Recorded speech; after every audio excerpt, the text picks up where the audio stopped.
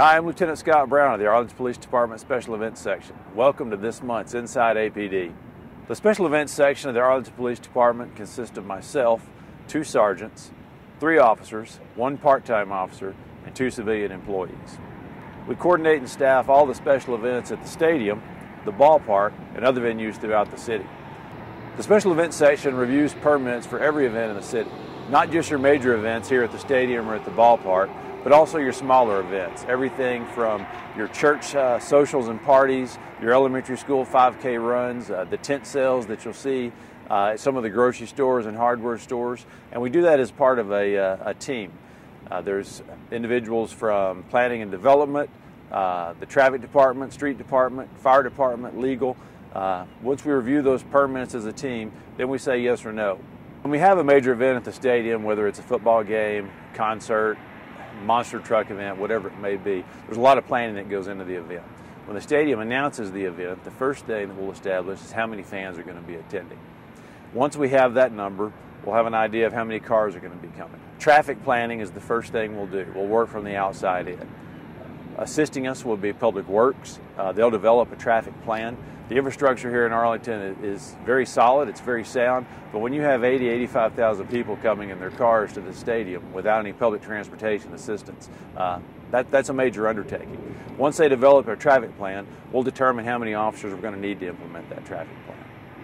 Then we'll need to figure out how many officers we're going to need on the inside for safety, security, in the plazas, watching your car while you're at the event. One of the 2 sergeants in our section will begin planning the operation. We have a web-based staffing software program where officers from our agency, as well as the other agencies that assist us, can volunteer for the event. When we establish how many officers we'll need, we'll draft those officers from the list. Then we'll assign them positions on the outside and the inside of the stadium.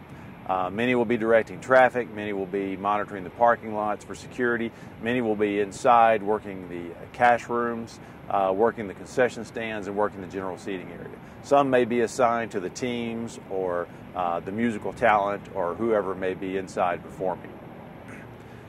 In addition to the human resources, there's a lot of other resources that go into the planning as well. Our logistics officer provides the equipment, whether it's our ATVs to move officers and staff around, whether it's water to hydrate the officers on the outside post, radios, air for bicycle tires, whatever it may be.